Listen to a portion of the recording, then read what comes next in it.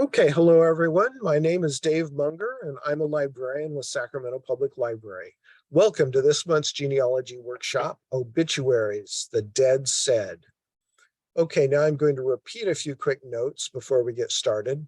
All microphones have been muted to limit distraction.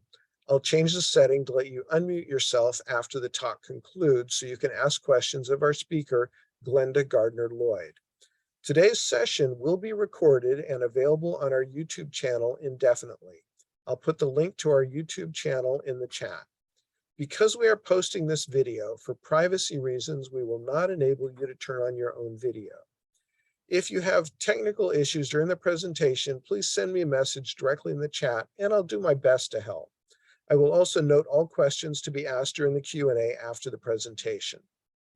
For questions about future genealogy presentations or to receive a copy of the handout, please email contact@saclibrary.org. I'll also post a copy of the handout to the chat for download. All right, now I'd like to introduce today's speaker. Glenda Gardner Lloyd is a fourth-generation Californian. She grew up on a cattle ranch in northeastern California and attended a one-room country school. She received her BA from the University of California, Santa Barbara, and her MA from California State University, Sacramento. She taught elementary school and worked as a reading specialist for 38 years. Glenda helped organize and served as the first president of Root Cellar, Sacramento Genealogical Society. She has taught genealogy classes through San Juan Adult Education for many years. She participates in local seminars for the California State Archives, the Regional Family History Center, the Sacramento Public Library, and does workshops for many local societies. She has lectured for the Salt Lake Institute. Genealogy is her hobby and her passion, which she hopes to share with all of you. Her presentation today is Obituaries, the Dead Said. Glenda, I'll pass the virtual mic to you now. Thank you and welcome to everybody. It's nice to see all of you. All right.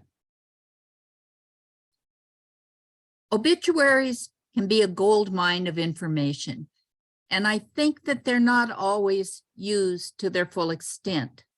Sometimes they'll help clarify family relationships. Sometimes they'll give you maiden names. They may give you clues about migration when your family may have come from Kansas to California.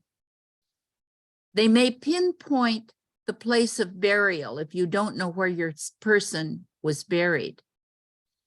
And it may lead you as the researcher to other living relatives that you can contact. Newspapers. Where are you going to find obituaries? Newspapers near the place of death or last place of residence. So sometimes you're going to be doing some sleuthing to find out where the people live. Now, if you've done the census, you know where they were every 10 years. But in that in-between time, sometimes they have the nerve to move. So newspapers near a former residence may also carry the obituary. If you had a diligent grandmother, she may have kept a scrapbook, and you'll find the obituary clipped and glued in that scrapbook, often on black paper. Now, will it tell you what newspaper it was in or the date? Maybe if you're lucky, but often just the obituary was clipped and put there. So you need to do a little more work to find the source of it. There are indexes that have been compiled by major newspapers, and some of those indexes are posted online. Be sure to look on Ancestry, on Family Search, all of these places that may have done an index, and certainly Find a Grave. It has added many more places for us to look. Now, keep in mind that not everything printed in the newspaper is correct. This is true today, and it was true in all the years past. So just because it's in print doesn't mean that it's true.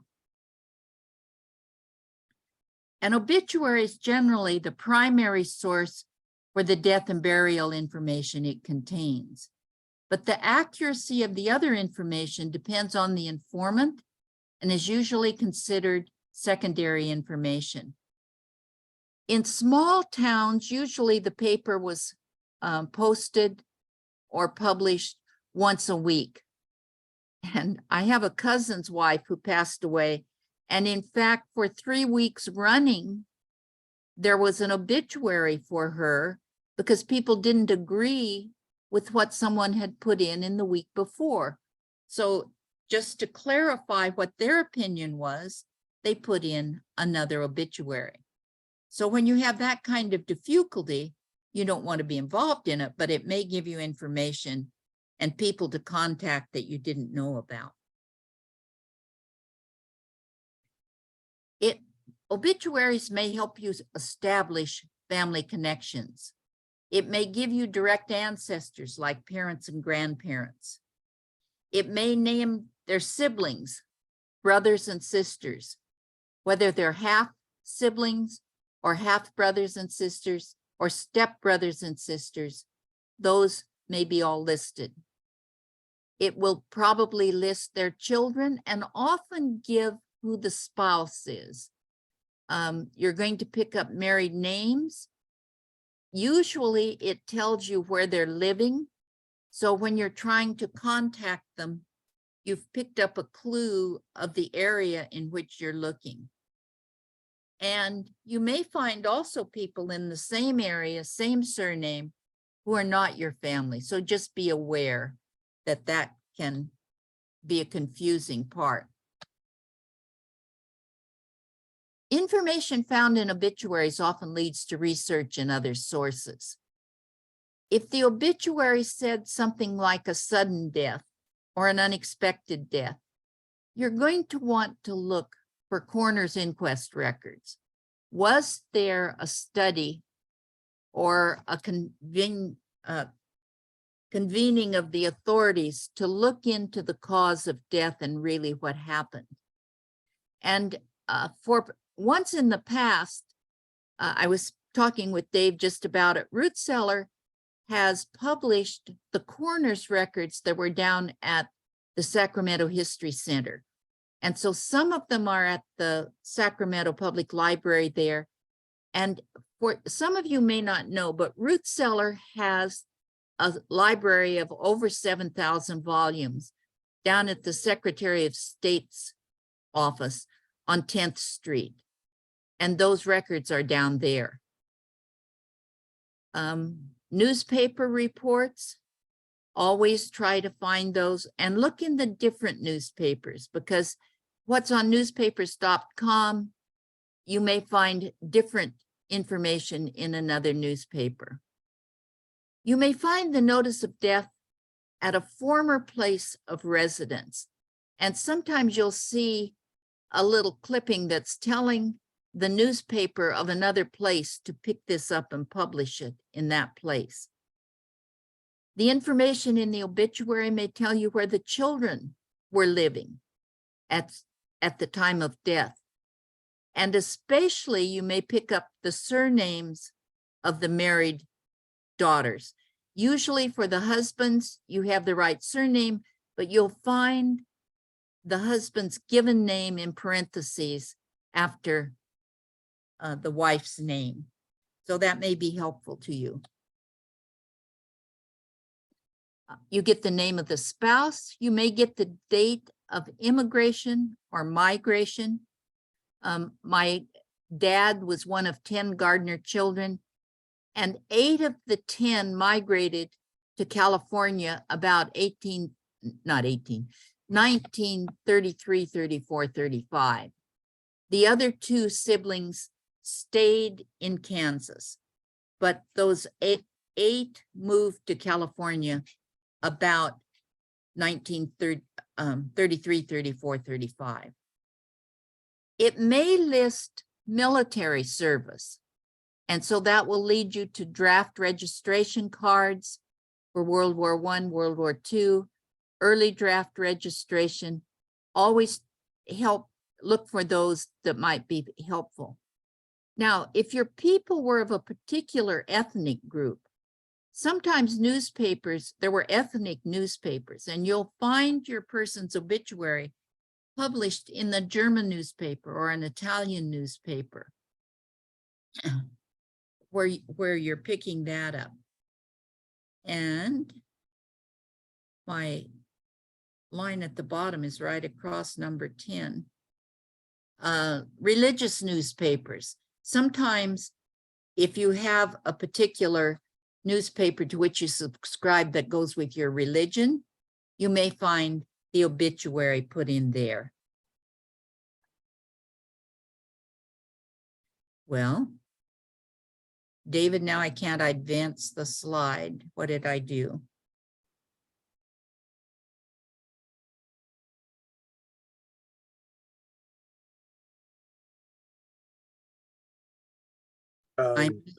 I moved this black line so I could read the last line on the slide, and now I can't advance the slide. Let's see. Try clicking on that main window again. Yes. Yeah, so click on that and then go ahead and try your arrow. There you go. You've advanced it. Yes. I didn't know enough to click up on that main screen. That's okay. I'm so glad you're here. All right. Other death-related things that may be helpful to you, the death certificate. If you can get a copy of the death certificate, and some of those are now online, so you don't have to pay for every one, but you may be able to pick up some things there. And death certificates almost always tell you date of birth, place of birth, place of death, place of burial. So that may be very helpful to you. The funeral card. Usually if you attend the funeral, you are given a little memorial card, and they vary from very little information to wonderful information. So as you're planning your demise, you might want to tell them what you want on your funeral card so that your descendants end up with all the good information. The sexton's records. The sexton is the person who keeps track of the records at the cemetery. And if you're writing to a particular cemetery, address your letter to the sexton of that cemetery. So I've written to, for instance, the Fairfield Cemetery, Sexton, Fairfield Cemetery, Fairfield, California. And I was able to get a reply with just that for the address. The cemetery records may tell you who else is buried nearby or in that plot. You may want to get a look at the tombstone. And sometimes I'm going to share with you, but sometimes the tombstones may give you other bits of information. Usually published in the paper, and often where the obituary was, you will find a card of thanks that's been published by the family after the death, the funeral, the services. The family saying thank you to the community for their support. There may be legal notices, and especially in these little county papers, when my brother gets the paper for Alturas for Modoc County, that's where he goes first, not to the front page, but back to the legal notices. And especially if they're settling an estate, it will be published in those legal notices of what they need to look at. You may want to know who is the owner of the plot where that person is buried. So you can, at the cemetery, they may be able to give you that information. And in lots of these little communities, there's a part that just one person in the community writes about events in that little section of the town. So they're almost like a gossip column, but they're telling you what's happening. So always take a chance and look at that. This is a funeral card for my first cousin, William Robert Brunnemer. It tells me he was born the 9th of October, 1932 in Mankato, Kansas, and entered into rest the 8th of September, 1999 in Lakeview, Oregon. Now, I was born and raised in Modoc County, as David told you. And so the medical care in Modoc County is minimal.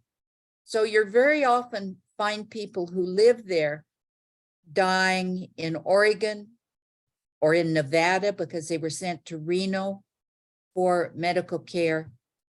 So in this case, he had passed away in Lakeview, Oregon.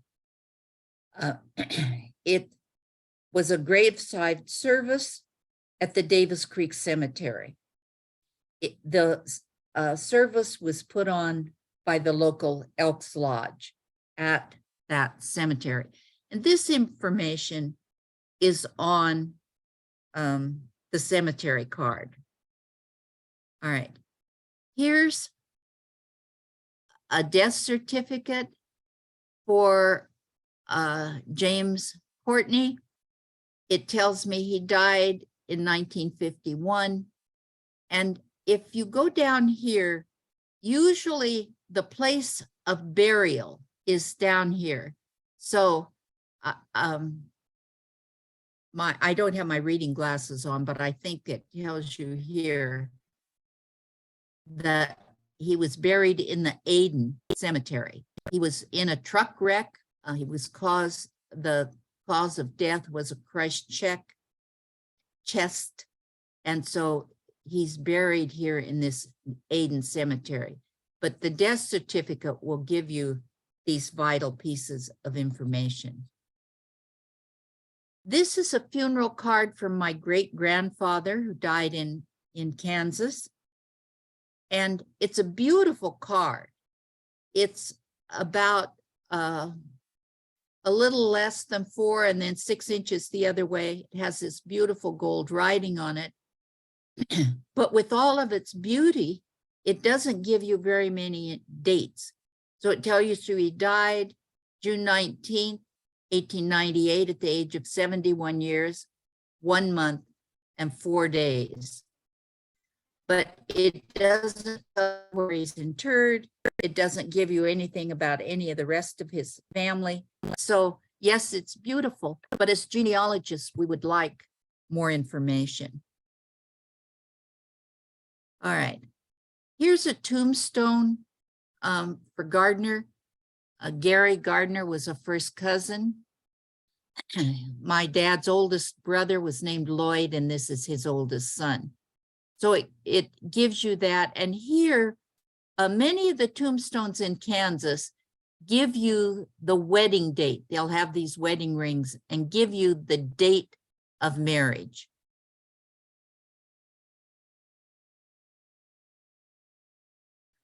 Other death-related records, I mentioned the sexton's records.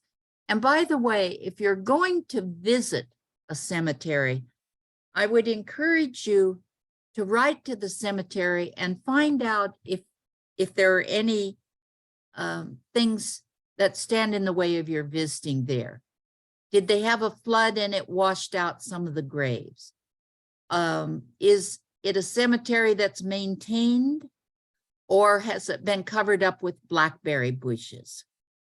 You know, is where your people are buried, is there a weeping willow that you can't see the graves now? So you may want to write to them and find out if there are circumstances that would prevent you from viewing the graves. Ask who else is buried there. Usually within a plot, there are several family people, and that may be helpful to you if you know that ahead of time. Here, the card of thanks. We've talked about legal notices. We've talked about those. Owner of the grave plot. Who owns the grave plot? And they should be able to tell you that. And looking at the gossip column both before and after the death, because very often if people are ill for any length of time, they show up in these community write-ups in the time before their passing. So so has a broken leg, has had a heart attack, has had a stroke, and sometimes tells you that the family could use some support and assistance. Use Google. All right, put in the county name and cemetery records. Now, do you see here, and is all in capital letters? So if I put in Modoc County, put and in capital letters, cemetery records. And if you wanted to put a specific cemetery there, you could try that. The same here, try it with a surname, the word and, cemetery records. Take time to look at US Gen Web.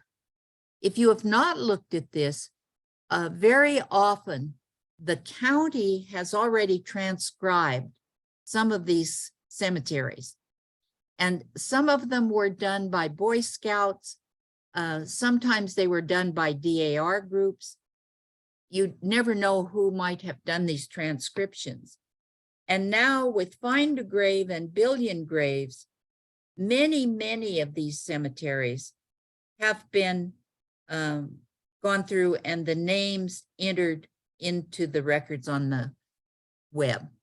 So, but go look at US Gen Web, because sometimes they've done land records, sometimes they've done probate. There are other kinds of records. So if you've not looked at US Gen Web, it's a place worth going to do. And I'm sure most of you have looked at Find a Grave. All right. This is the tombstone of my dad's next oldest sister, Goldie Pearl. And when both of her grandmothers did not have tombstones. The husband had died first. The grandmothers had put markers, tombstones on the husbands, but when the women died, there was no one to get that done. And I'm sure money was tight during the Depression time. So this particular aunt said that if I would do the legwork, she'd pay half to have stones done. So we had Susan Clara Smith, who married Stephen Gardner. And so I put, for Susan Clara, I put her maiden name in, as here is Gardner. And do you see it's put in italics to show you that it's a maiden name? This is off Find a Grave. So when she put hers on her tombstone, she put Goldie Gardner, left the Pearl out. And because she wanted her maiden name on her tombstone. This again is in Kansas, Mankato, Kansas. And you notice here are the rings now of when they were married. Her husband's name was Roy. It tells you here who added this particular photograph of this gravestone. And by the way, whoever takes this picture owns the right to this picture. Do we all respect that? No, usually if we find it, we copy it and put it somewhere in our records. But if you're going to publish, you need to get this person's permission. So this Richard Soch would need to give you permission to publish this. Also over here, this memorial ID here, and you can click here, view source. It'll give you some more information. And I use Legacy as my genealogy program, and Legacy provides a space for this Find a Grave number. And if I have filled that in, then I can just click that and immediately go to the Find a Grave page on the internet. So worth doing it that. So when you're looking at Find a Grave, always look at who did the photograph. Down here, you can click if you want more information on that. And then here, there's a place that you can request a photograph if you don't have a picture of that tombstone. And here in Sacramento, I have a friend who does particularly the Fair Oaks Cemetery, but to help people get those gravestones. Now, under this part that you can see here, there are often other parts of the family that are listed. So for Aunt Goldie, it tells me who were her parents. Charles Clarence Gardner, her father, Jessie E. Grimes, you're picking up a maiden name, Gardner for her mother. Her spouse, Roy Allen Powell. Over here, it lists their children. They had 4 sons. And so each of their tombstones are there. And 3 of these boys, the 1st, 2nd, and the 4th, are buried there in the same cemetery. Their son Dwayne is buried out in Colorado. Now, of the 10 children, they have Rose, who was the oldest, Lloyd, Aunt Goldie was next, then Lloyd, Ralph, Ruby, Walter, my father, and Riley Richard. So they don't have all 10 of these. And I've been neglectful of not getting those added on there.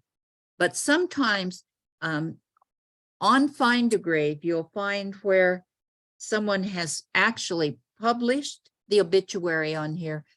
And very often a picture of the person. Here we have Walter Ethbert Gardner. We have his photograph on here. And by the way, Walter Ethbert in my entire lifetime was called Bill, Uncle Bill. So were I putting this on here, I would have put Walter Ethbert and then Bill in quotation marks to let you know that that's what he was called all of his life, called Bill. All right, my Aunt Goldie lived to be 100 plus 9 months. So it tells you that she died Saturday in September 1898. Tells you she was born Garden in January of 1898, died 1998. Near Montrose, and was a Mankato resident since 1963 after moving from a farm northwest of Montrose. Prior to marriage, she was a school teacher in Graham County and later a homemaker. Goldie was a member of the Christian Church in Mankato and the Montrose Community Club. She was preceded in death by her husband in 1985, sons Dwayne and Forrest. Forrest was always called Casey. 1 grandchild and 1 great-grandchild. Survivors include a son Lyle and wife Louise, son Lynn and wife Betty of Concordia, daughters-in-law Julia Pyle of Colorado, Mary Pyle of Mankato, 16 grandchildren, 36 great-grandchildren, 15 great-great-grandchildren, and numerous other relatives and friends. So you have a lot of finding to do if you don't have all of those names. All right. This I thought was interesting. It tells you, well, this isn't what I thought was interesting, but it tells you that it was through the Kramer Funeral Home in Mankato. So sometimes if you can't find a grave and you have the obituary, it tells you what funeral home they went through. You may want to contact that funeral home. They'll know where the cemetery is, or another funeral home in that area. Here it tells you the casket bearers were Malin Powell, Mickey, and this SCC in here is because they don't have Mickey, they have Mickley, Powell, Daniel Powell, and Brian and Brad Powell, who were all grandsons. All right. Make a list of pertinent information you would like included. Oh, this is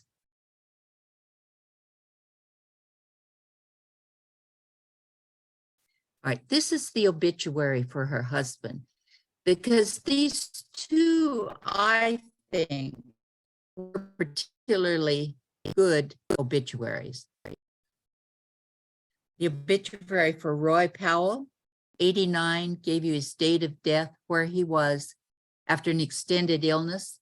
It told where he was when he was born in the name of his parents near Formosa, Kansas.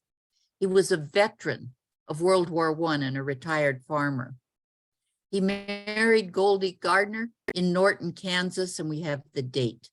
He had lived, if he had lived, they would have celebrated their 66th wedding anniversary this year. He lived in the Montrose community for 68 years and the last 22 years in Mankato. He was a member of the Harvey E. Everest American Legion Post and a veteran of the World War I organization in Concordia.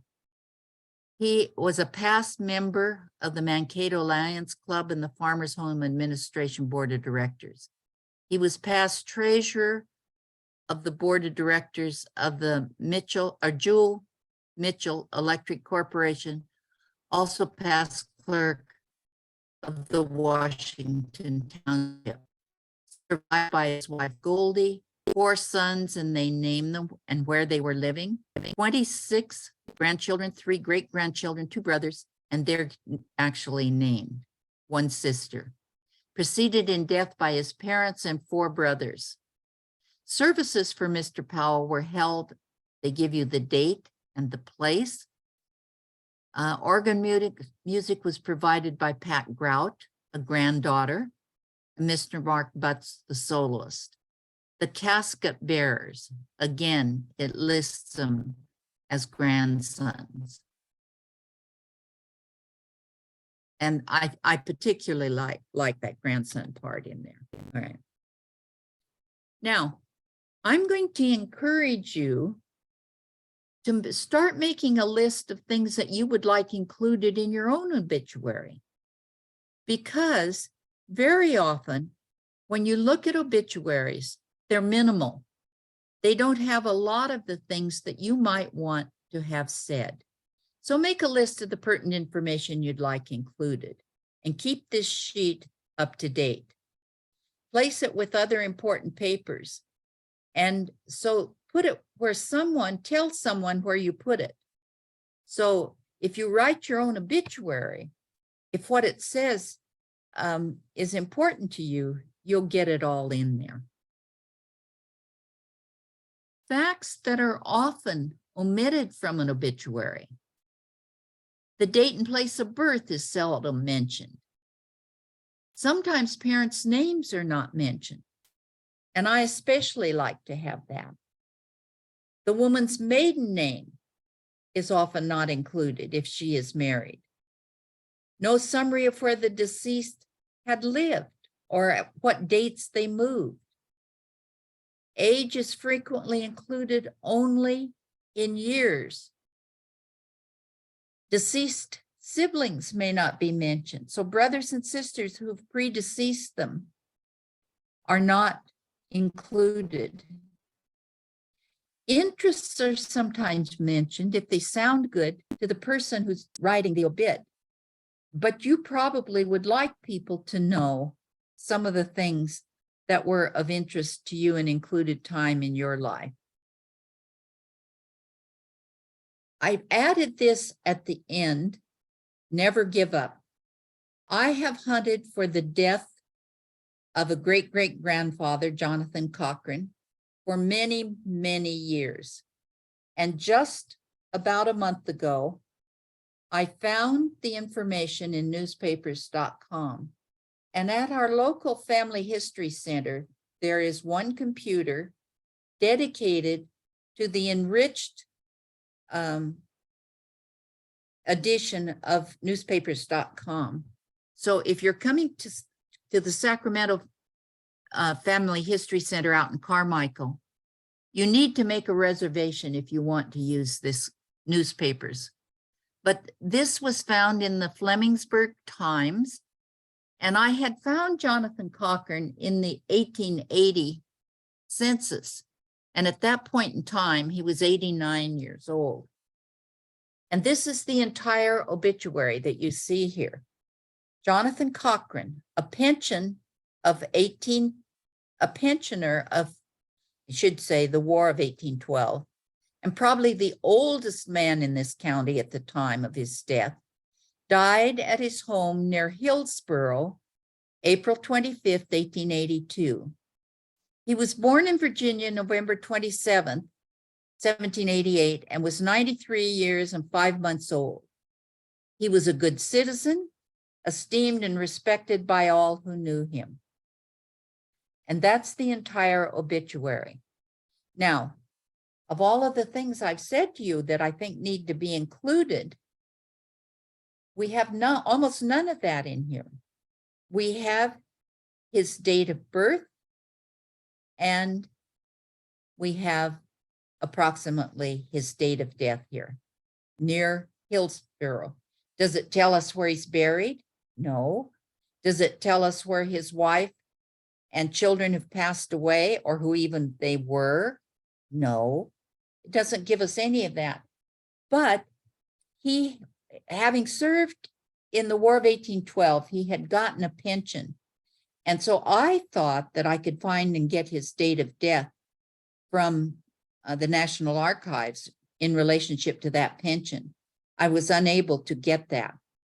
So here, just in this one small paragraph, I got at least the date of his birth, the date of his death, not where he's buried. I don't know that.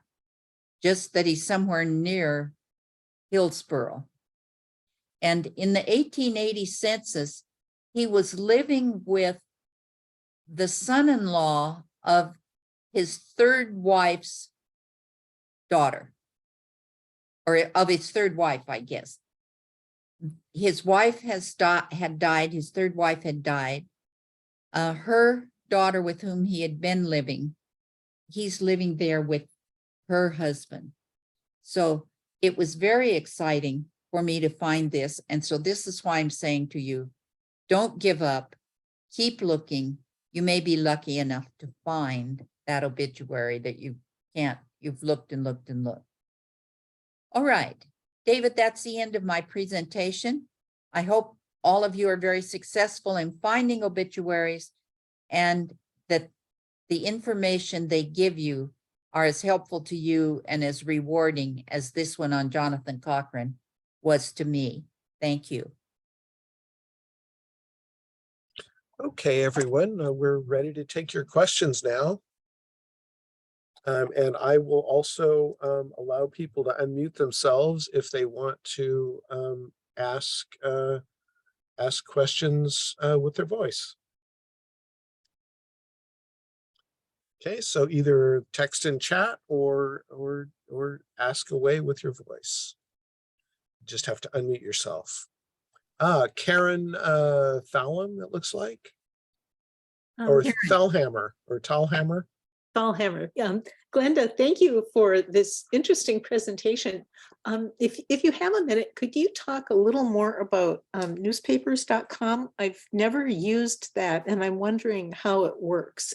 The reason I'm asking is that my father was named after his father, and they had an unusual name. And so I'm wondering, for example, how precise does the spelling of the name have to be, because it's something that was routinely misspelled?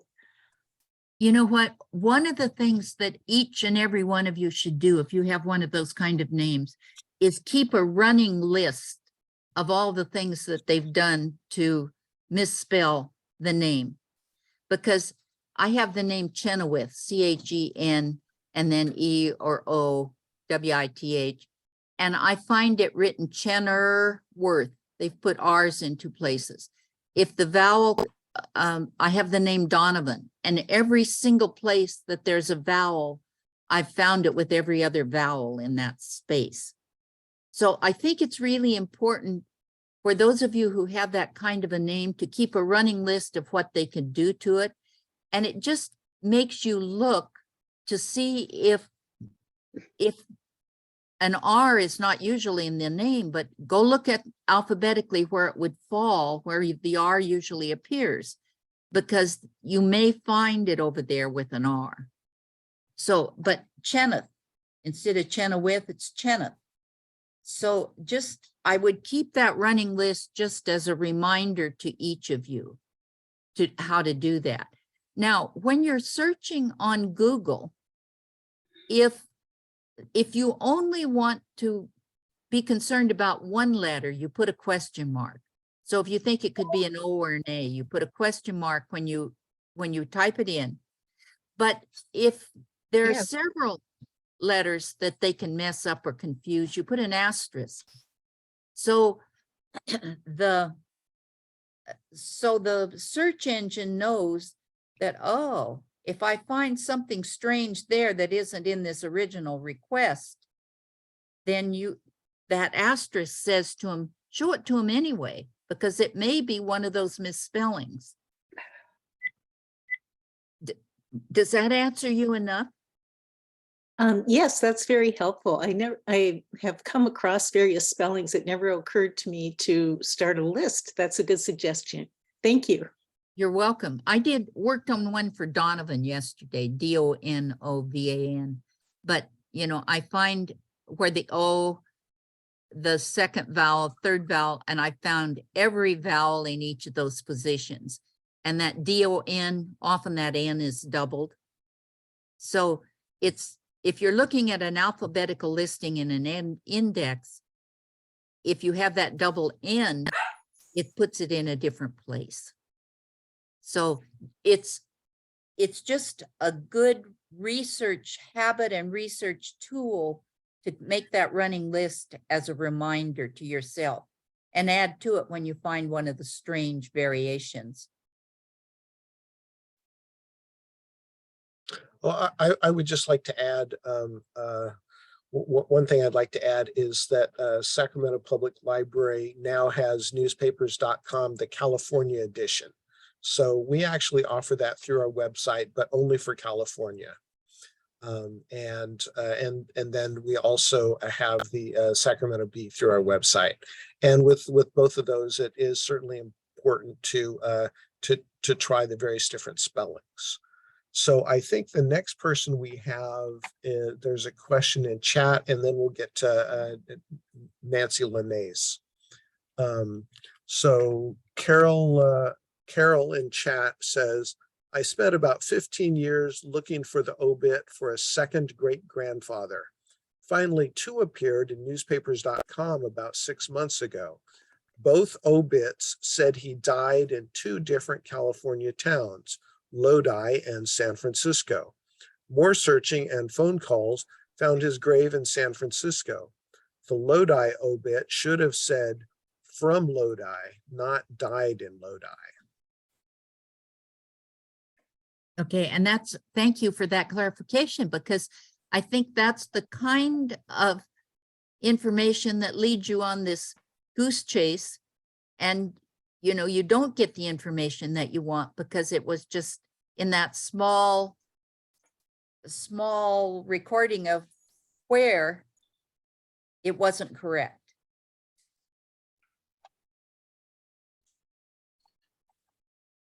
Okay. Go ahead. Go ahead, Nancy. Okay, I have a question about Find a Grave. I heard somewhere that you can't put an obituary in from the newspaper, a copy, because it's copyrighted or something. I don't know if there's a year limit on that, but if you transcribe it, is that wrong too? Or do you need to just reword it? Or what do you recommend that doesn't break rules?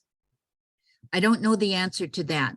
I have seen obituaries on there, and I just assumed, that they clipped them and put them on there. So I would contact Find a Grave and ask them how you can do that. can you list the facts and just put them on there? If you give a good source for the obituary, can you put it on there? I don't know the answer to that. Now, find a grave is not always correct. And I'll give you an example of that. I have on my mother's side, a Leroy Adelbert Clark.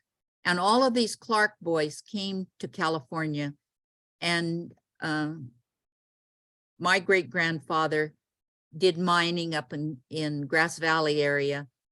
His brother, Crawford Washington Clark, became a large landholder, and he decided he'd make his money providing beef for the miners, and he did very well. But the brother named Leroy Adelbert, he is buried down in the San Joaquin Valley, and they have him on Find a Grave buried in Mississippi. And so I've contacted him and said, no, that's not correct. And they write back and say, yes, it is. They won't change it. So at this moment, I haven't solved this problem yet, but I have to get some more absolute proof of where he is buried. And then I think that we can get that changed. But, it's a long ways from Fresno Valley to Mississippi. And he did serve I think in the Civil War. So he might have been back there for that, but he didn't die back there. So Find a Grave, there are some things that, you're going to run into some difficulties. So don't give up on it. Yeah, I had a great grandfather that the Find a Grave thing had him dying and buried in two different places. And they had 2 articles showing he was buried in 2 places, died in different years, one place he'd never been. And I finally got it changed, but it took a couple of years. That I think now Find a Grave has someone you can write that will help with that if you're not getting a response from whoever it is that has the wrong information. Yes. Yes. And it takes some time and it takes some persistence, but I think it's worth it to get it correct out there. Good luck with that, Nancy. Okay, looks like Hane is the next person with their hand up. Okay, I had some good luck actually with Find a Grave. One of my husband's grandmothers she died in a different place than Find a Grave listed. So I called a cousin and got the funeral home, and then I called the funeral home, and they told me what it was. So, and Find a Grave has a contact person for each grave, like you pointed out. So I Yes. contacted this person, and they very quickly corrected it. But the one place I'm having trouble with is the Social Security death index. And, I always thought Social Security is more of a authoritative list. And I have not figured out how to get it corrected there. They have a wrong place of death too. Do you have any experience there? No, I don't, but maybe someone within the audience does today. Because one of the best parts of these programs is the discussion after and when people share what their experience has been. So have any of you had difficulty getting corrections put into the Social Security death index? Yes. Yes. I mean, I haven't figured out how to do it. There doesn't seem to be, a contact like they haven't Find a Grave. Yes. Mm-hmm. I don't know either, but there is a way. I don't know what it is, but I'm sure there's a way. We'll find it. Don't give up. Don't Yeah. give up. Yeah. Thank you. And go ahead. Oh, yes, and Thank And- you, Glenda. I'm just curious. I'm glad you left the obituary of Jonathan Cochran up because I'm really curious if Flemingsburg Times, do you know anything about that newspaper? No. And I have not tried to contact it directly since I found this, because I found this in newspapers.com. Okay, And I have not tried to contact that. I just have had this, oh, maybe a month now. yeah, that's And- exciting. That's what I walked around and waved this paper around to people for, a week because I was so thrilled to have it. Mhm. And in the date of death, what I had put on my genealogy program was the word after, and then the date of the 1880 census, which was a June date. And so, because that's the last time I'd found him alive. So I knew at that point he was alive. So he died April 1882. He lived almost 2 years longer after that 1880 census. But what happened was when people picked it up, like on Ancestry, people look at it and they just put what you had down. They didn't put the after, they just put Oh, my gosh. June 1850. Well, no, I mean 1880. No. It was the after of the census date Yeah, that was the one that I had as the reference. yeah. Well, and do you know anything about Hillsborough? No. That's Not a lot other than where it is in the state. okay. Gosh, actually, it doesn't give you a lot of information, but it gives you some that you could kind of search further, and that's a good record as far as I'm concerned. Well, and I find Jonathan was there. He married the first time in 1814 there. And then his second wife, he married in 1840, and the third wife, I think in 1850. But I can't find a divorce because the second wife didn't die until after 1850 when he married the third wife. So I can't find a divorce. That's my next thing to look for. But I haven't been successful. And I wrote to the state archives hoping to find the divorce there, and I haven't found it. So Jonathan Cochran was apparently a bit of a scoundrel. And so I have some court records, and he had 2 sons and a daughter. And at one point he said to the 2 sons, if you'll support me for the rest of my life, I'll give you my land. So the boys said, okay. But Jonathan was married to this Rachel who had like 4 kids. And she said, no, you're not going to give them the land. You have me and these 4 kids to support. So she took him to court. And this went on for quite some time, and long enough that the boys finally gave the land back and said, you're too much trouble. We can't do this. And my great-grandfather moved to Hancock County, Illinois, and his brother moved to a county up in the top of Missouri. And my great-grandfather changed the spelling of his name from Cochran to Cockern. From the point that he went to Illinois, he changed it from Cochran to Cockern. And now, that's still a controversy because some people are still trying to use the Cochran that are his descendants, but he changed the name. He did not use it ever again after he moved to Illinois. Yeah, well, and if he was a scoundrel, maybe he didn't divorce. I think he didn't. I Yeah. actually believe that, Yeah, but I haven't proved that yet. yeah. We have a response from Ann Owens about the question about the Social Security Death Index. Good. She says it is no longer being updated, so Mhm, it is less useful for recent deaths. mhm. Thank you. That's shameful because, it used to be our go-to for, and businesses go to check on people to see if they were valid. And, you know, I think that's shameful that they are not continuing to update that.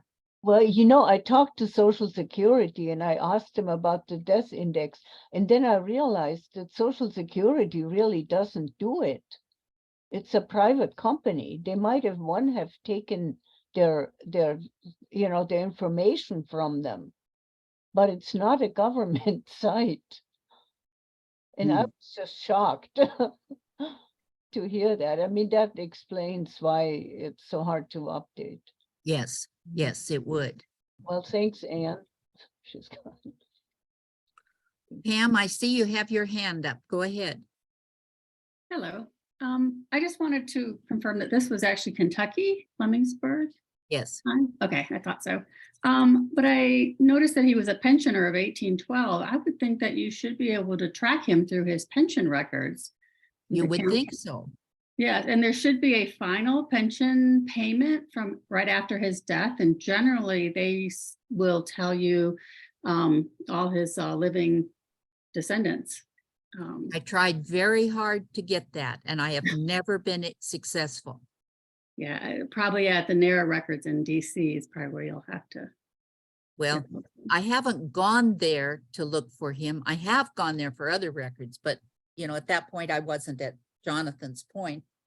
But he was given land twice when the Congress was handing out land for the people who served. So he had gotten 2 different parcels of land and sold both of those. So I know that he was active with the government, but I never can find the paper nor have they that tells his date of death. And you would think where, you know, he was married to this gal and she had kids that he would have continued to have gotten that pension. But this is the only thing that I have found that gives me a date of death. Wow. So You I know, was Glenda, it sounds like his pension, the information might be misfiled somewhere. Well, Anne, as soon as you get back there, would you get that Yeah. straightened out for me, please? Well, I was thinking, I've never researched it, but I wonder how much it would cost to pay a researcher to look, to go actually to the archives and see if they can find it. Well, I kept I- hoping I would get there, but you know, that's looking more and more iffy. So Yeah, for me too, yeah. anyway, I just shared this with you because I'm saying to you, never give up hope. Yeah, it's a great obituary, I think. You know, it answers a lot of questions for you, I would think. Yes, it does. Yeah. And in this lawsuit, he says that he was born in November of, and this says he was born in 78. That one said he was born in 79. But Hmm. so very close to the same date. Yeah, it makes you wonder who wrote the obituary, I have no idea. who the informant was. Yeah. Nancy, I see your hand up. Did I look over the top of you? I'm so sorry. No, I didn't take it down. I'm sorry. Okay, Okay. I didn't We want to have miss- Sorry, we have another question. This is from Rachel. She's asking if we're going to do a discussion on finding divorce records someday.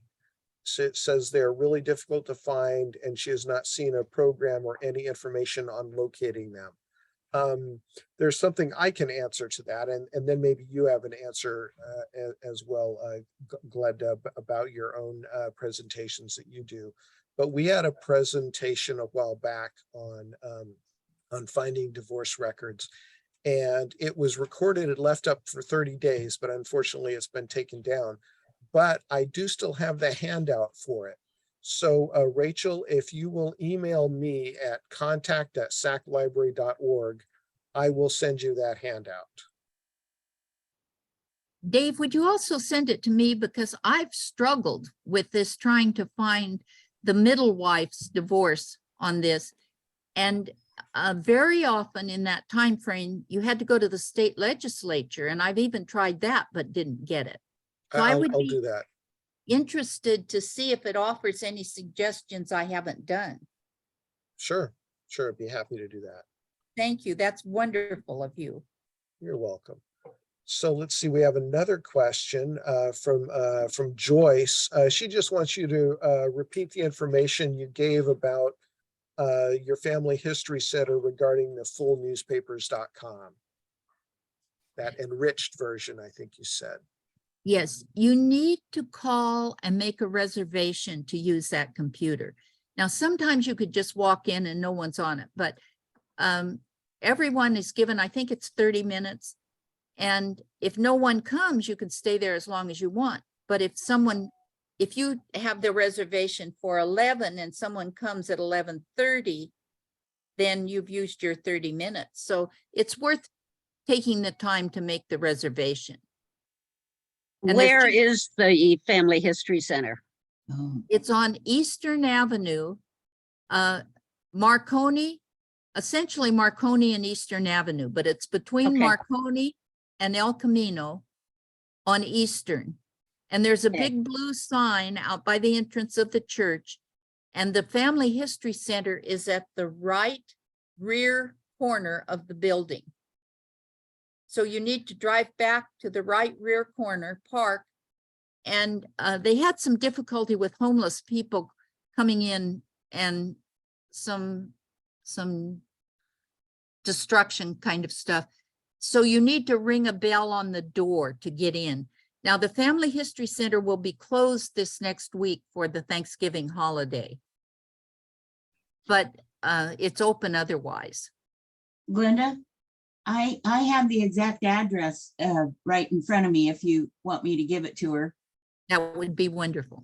Okay, it's 2745 Eastern Avenue, Sacramento 95821.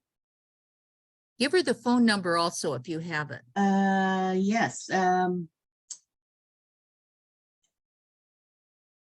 916-487-2090.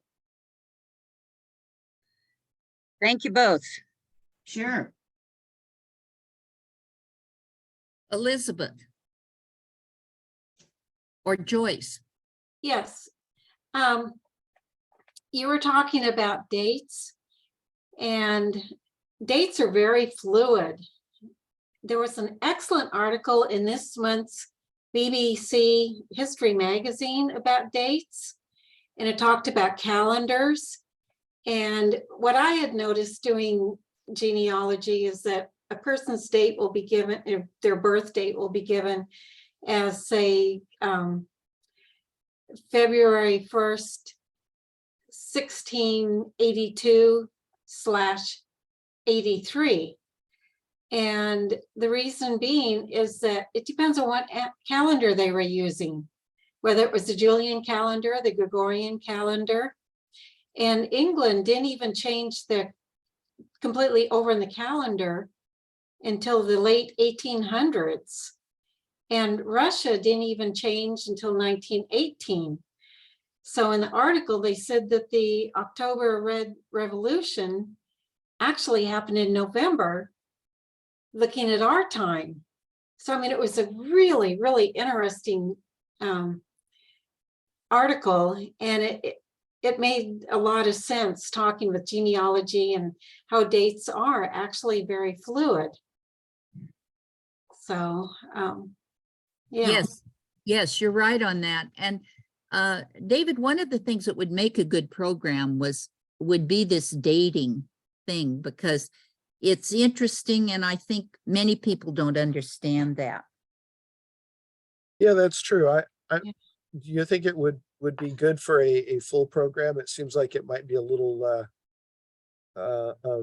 slight for a full program. You're probably right. But possibly, or maybe combined with something else.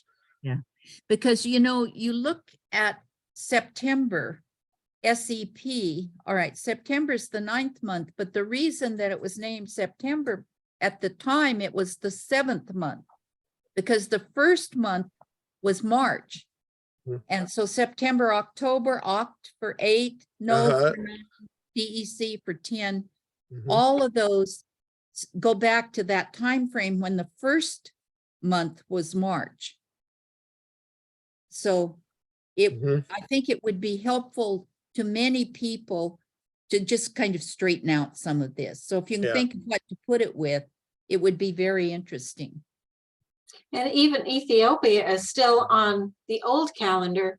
So they're actually 7 years behind Hmm. 2022.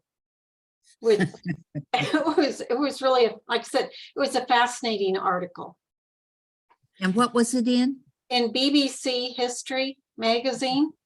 Okay. Thank you for that. That was helpful. I have a comment from Richard before we go too much farther. He just comments that newspapers sometimes list divorces and marriage licenses filed. They do, and that's usually back in the business section. So if you have the county newspaper, look on that back page where the business stuff is filed. Elizabeth, did we miss you? I think Elizabeth had her hand up. I don't see it now. I think she asked her question. Okay. Yeah, I was talking about the dates. I do have one question though. You said the enrichednewspapers.com. What do you mean by enriched? I don't know. I don't know exactly why it's special, but it's like they've copied more, or I don't know. When you come to the library, ask them what it includes. Okay, I because I do have a subscription to newspapers.com and I use it a lot. It's really helpful. I have my great grandfather, I could not find his obituary. And just the other day, like with you, I found it because I was looking for somebody else and I put in the city and I put in the actual death year because I just wasn't finding it. And I found his obituary in there. So that was really helpful. But I do use newspapers.com a lot, but I just wonder what you meant by enriched. I'm not clear on that. Yeah. It's supposed to include more than just newspapers.com that you get with your Ancestry subscription. Okay. Well, thank you for allowing me to present this. It's my pleasure. I enjoy it immensely, and I enjoy the discussions that follow. So thank you for all of you who participated. And David, thank you for your assistance with the Zoom stuff. I'm Oh, always yeah. glad to have you. You're most welcome. Okay, well, do we have any final questions for Glenda? Happy Thanksgiving to all Okay. of you. I Yeah. see that that Anne posted a link about the Social Security Death Index in chat. That looks like it would be very useful. It's at deathindexes.com. Okay. Okay, I'm going to, before we sign off, I'm going to post the handout one more time.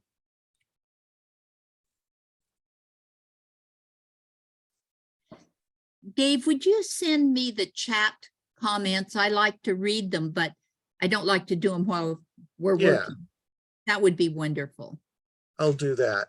Oh, All I right. see Richard Mills said the publisher's extra version of newspapers.com has more newspapers. Okay, and maybe that's what it was, because I can find on the special one, I can find Modoc County where I cannot find it on just newspapers.com. So I think that that's a later edition. Linda, I have been finding newspaper articles in newspapers.com that are blanked out, and I have to go somewhere else to get the expanded version of that article. It'll be a little tiny article that you can't read.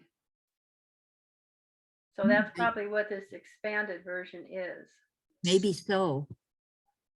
I don't know. It's But they can- frustrating when you find something and then you can't read it because it won't open it up bigger.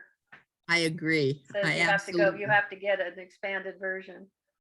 Now, one of the things, if you can get it up on the screen, you know, any place, take a picture of it with your phone rather than trying to copy it.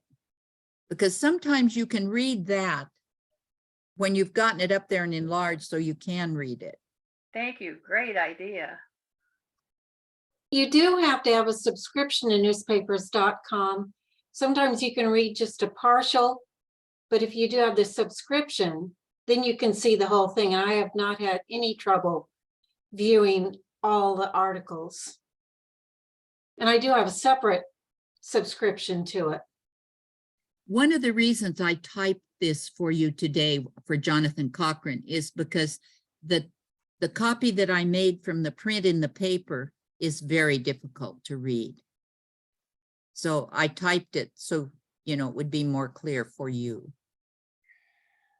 One thing that you can do is if you save it as a PDF, then the PDF can still be expanded out as big as you want to read it. It's when you print it out that you wind up, if you print it, you could wind up printing articles a bit too small to read. But if you print a PDF, then you can always just look at them on your computer screen and expand it as much as you need to. Good tip, Dave. Thank you. All right, you guys, I'm going to a birthday party in Grass Valley. Oh, I'm going to leave you. thank you, Glenda, and happy Thanksgiving. And to all of you. Okay. Thank you very much for joining us, Glenda. My pleasure. Okay. Okay, yeah, you can go ahead and leave now. I just want to let people know about the next. I just want to let you all know about our next month's program. It's going to be December 17th. It's called In the News, Finding Tales of Your Ancestors in Newspapers with speaker Lisa Gorell. And I have posted the web address of our YouTube channel where this presentation will be posted. Hopefully it will be posted sometime next week, although since Thanksgiving's next week, it's possible it might be delayed till the following week. And then also the email address, contact@saclibrary.org, is there in chat. That's where you can email me to request the handout for this presentation, or to request the handout for that presentation about divorces. Dave, Yes. I'm curious. Did I understand you correctly to say that the California edition of newspapers.com is available on the Sacramento Library website? That is correct. That's a new edition. Good. Yeah, we would have loved to have had the full version, but the California edition is what we were able to afford. Okay, great. Yeah, I've used it a bit, and I find it very helpful as a nice addition to our Sacramento Bee online archives. Yeah. Thank you. You're welcome. Okay, any final questions for me before I sign us all out? Okay, well, thank you all for joining us today, and I hope to see you all next month. Have a great holiday. Thank you. You too. Mm.